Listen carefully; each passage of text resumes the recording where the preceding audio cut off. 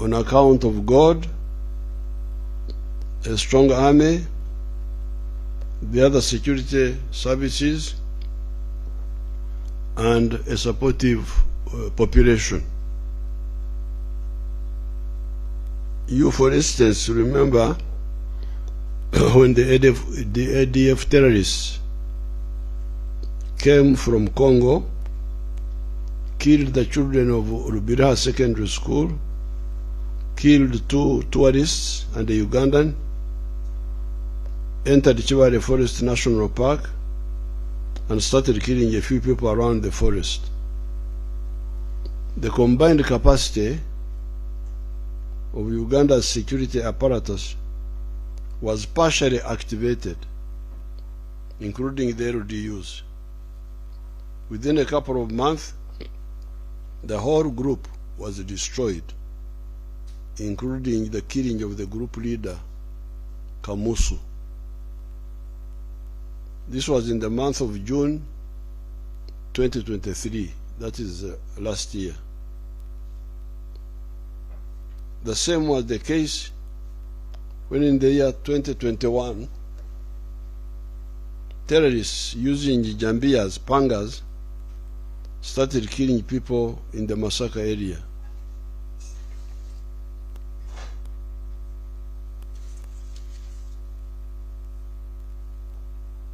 The group was crushed. It is that capacity of God, the army, the other sister security forces, and the people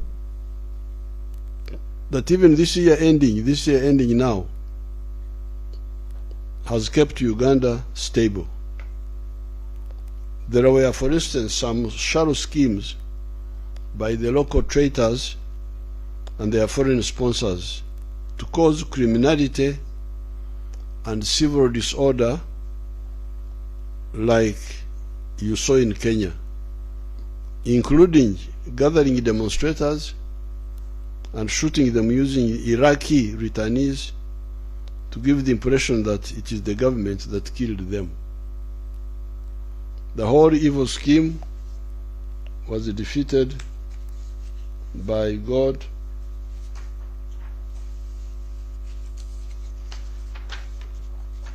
UPDF,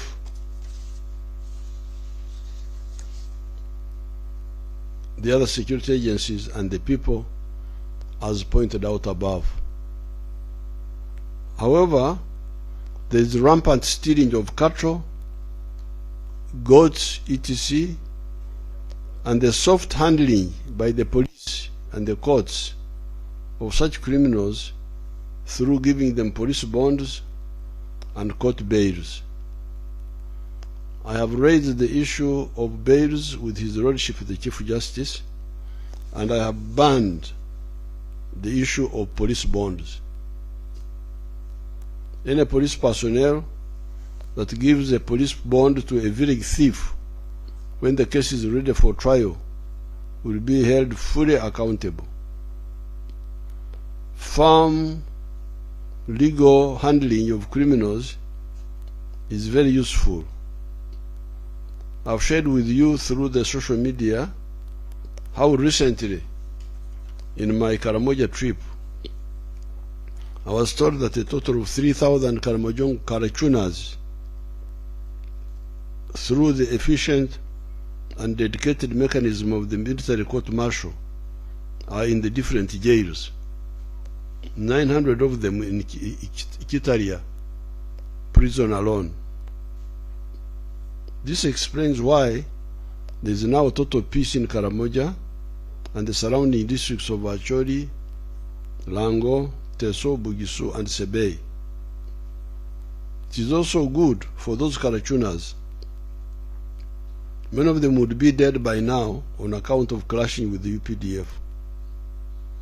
Let the government introduce skilling to these young people so that when they get out of prisons, they can create wealth and jobs for themselves and for other Ugandans. Similarly, the handling of the village thieves, legally but firmly, is good for the villages and also good for those thieves themselves. I recently got a report from an attendant of the advanced military course of the National Defense College in Jeru, following their field research. In the research, they noticed some people drying green coffee harvested prematurely. When they inquired,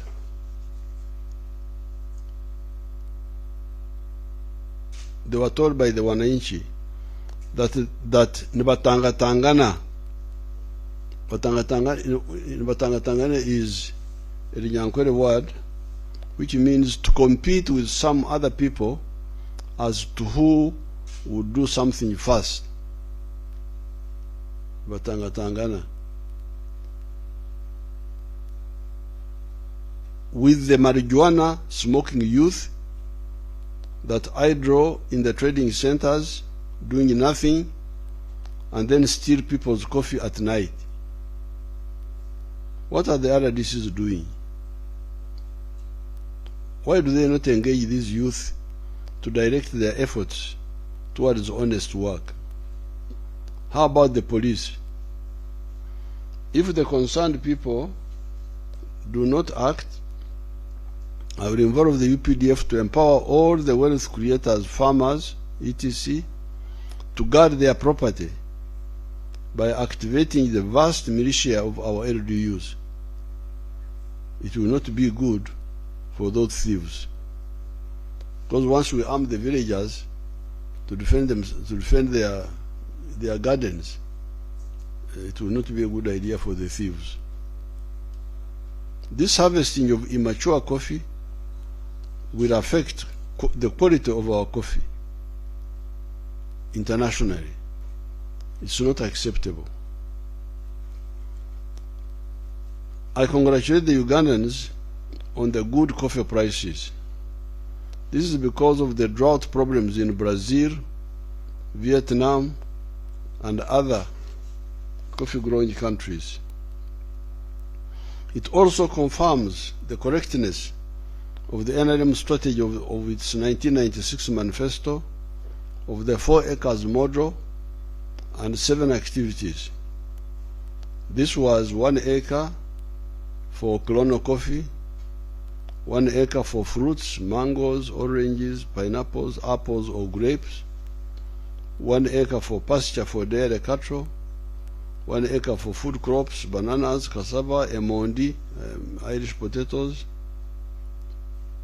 etc., and poultry for eggs and piggery in the backyard, a kanyima, a manju, as well as fish farming at the edge of the wetlands. This was the medicine for people who had fragmented the land so badly that they now had only 4 acres or less. When we made these recommendations,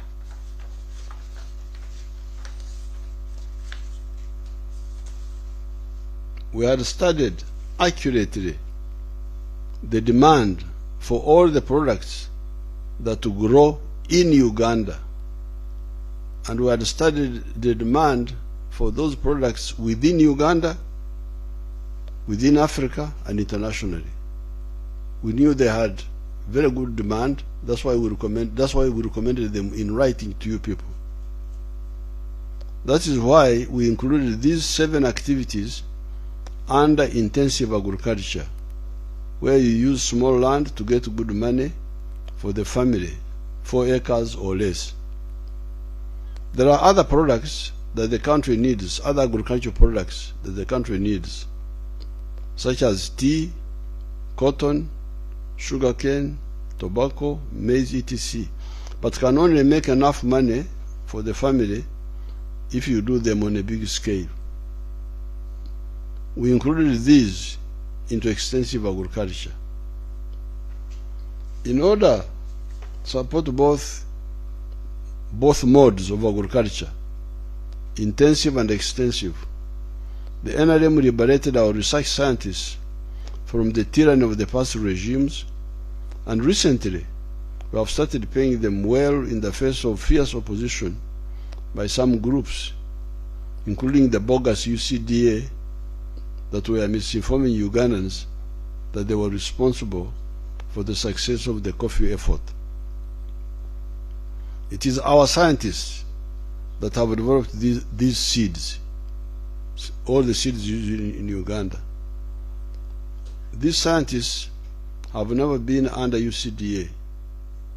Moreover, Operation Wealth Creation distributed more coffee seedlings than the corrupt UCDA.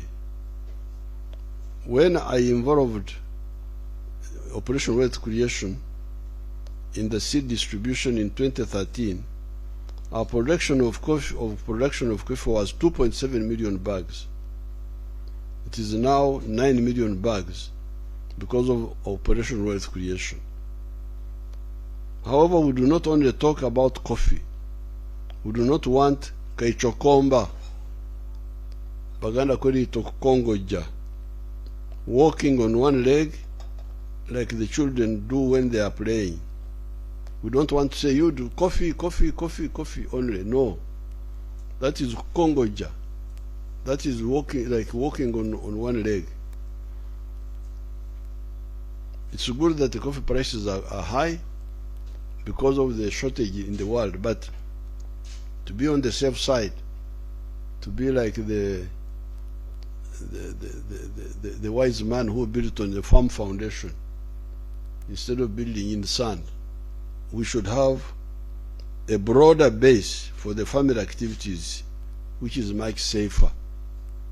That's why we talk of the 7 activities for the small scale. And if you have got bigger land, you can do the bigger range of the products, including the ones for extensive farming, like the cotton and so on. We are now adding irrigation in order to increase the yield and stability of crops and livestock production. A blueprint for irrigation will be unveiled to the whole country. It is not only coffee that has done well. Many other crops and livestock activities, as well as industrial products and services, have done well. That is why our inflation rate is low all the time. In spite of peace and a robust economy, even when we have not done all that we intend to do, this year has also brought some misery on account of natural disasters. We had the petrol tanker accident at Kigogwa, the landslides in Bulambudi, the floods in Kasese, River Nyamagasani, Kitezi, landslides, etc. This is regrettable, especially when most of it is avoidable. Avoidable how? Do not live or build in a vulnerable area. Do not live or build in a vulnerable area. Why do you build in a wetland? Why do you build on a wetland? Don't you know that one day that house will be swept away by the water? Why do you build on a steep slope that is sharper than 30 degrees? We told you this long ago. Don't build on a steep slope which is 30 degrees, which is more than 30 degrees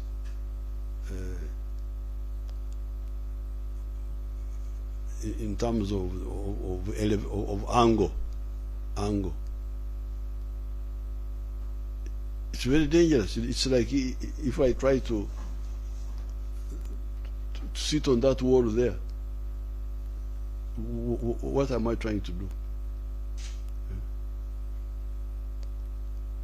People sit on the ground like where I'm sitting now, but if I try to hang there, what science am I following? Why do you build in the flood plains of the rivers? There are areas where the rivers will flood when it rains. Why do you build there? The forest, the papyrus, ebitogo, ebifunjo, the swamp grass, ebigugu, Cyperium latifolia, are God's breaks. Ebiziza wo mu Luganda bakiyita batya? Ebiziza. Ebinyankole call it ebiziza. So God has put natural breaks on water. The forests, when it rains in the forest, first of all the trees break the raindrops, because those raindrops can be very strong. You fellows who have never been in the rain, you may not know. Some of the raindrops are very strong. If it hits you, it's like a stone. So if it hits the ground, it causes directly. It causes the soil to jump, erosion. But if it first hits the leaves of the trees, it breaks. It's no longer, it doesn't go down to the ground direct. And then in the forest, because of the leaves which drop down, it is like a mattress. So like a mattress. If it rains, it doesn't fall. Instead of like raindrops falling on cement like here, it falls on soft ground full of leaves, and the water is slowed down now. So the papyrus, the swamps, are God's breaks, ebziza, and ropes. So there are two things, ebziza and ropes, emigua, emigoye. The forest, the swamp, the papyrus are doing two things. God used them to do two things: slow down the water, act as brakes. Number two, the forests hold the soil. The roots of the trees are the ones which hold the soil. Now you remove that. If you don't tie the millet esasika, it spreads out.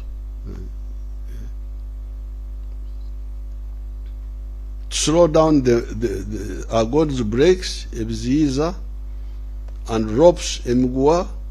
Slow down the mukoka, the runoff. Slow down the mukoka, the runoff. Umutunga, alele, in our language of the north. And also to hold the soils, especially in the steep areas, to hold the soils, the roots. Why would reasonable people not see this? In Ntungamo, where I was born, we were surrounded by hills and wetlands. We respected the whole environment. You could not get somebody going into the swamp to cultivate there.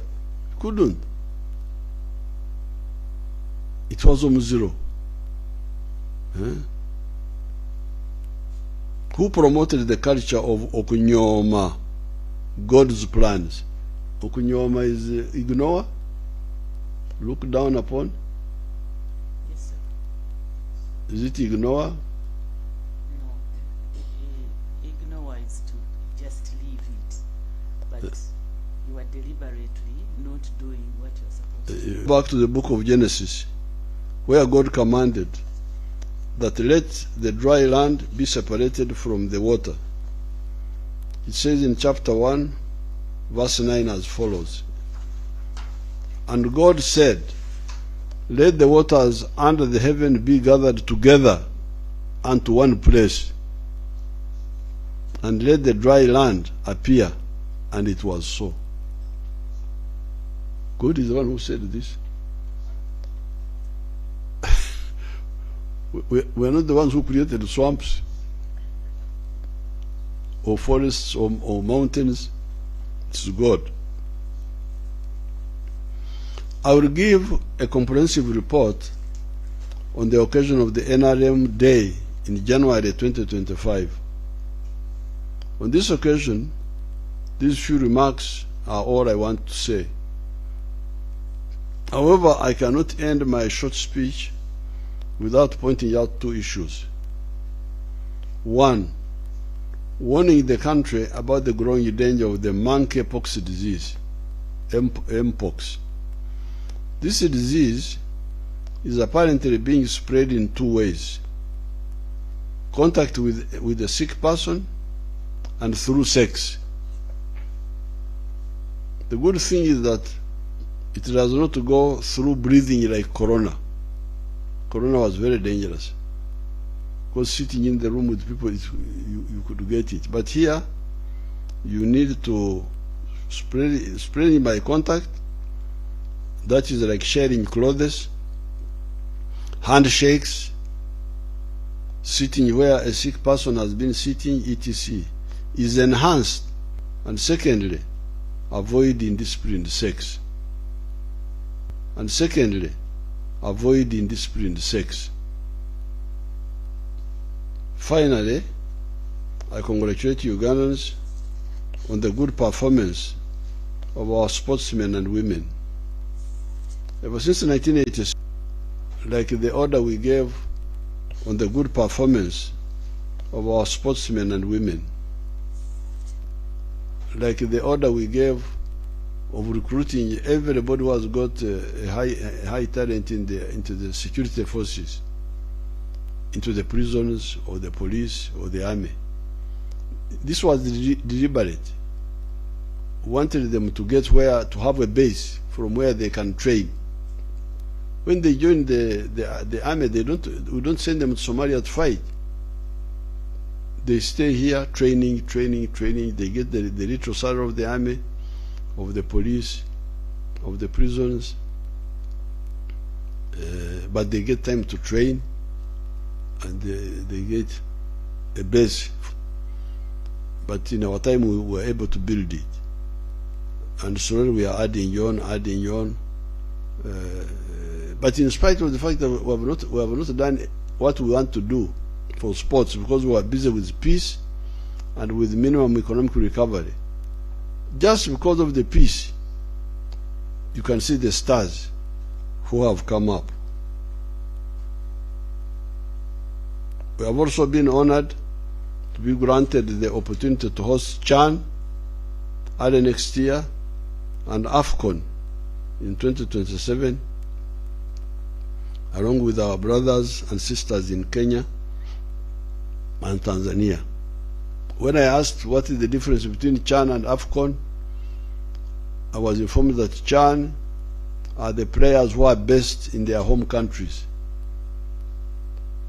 while AFCON includes the ones who are playing for professional football for money abroad. They come back to play for their national teams. I'm glad the government is working vigorously to ensure that the necessary infrastructure is in place. I thank everybody, and I wish all of you a prosperous 2025.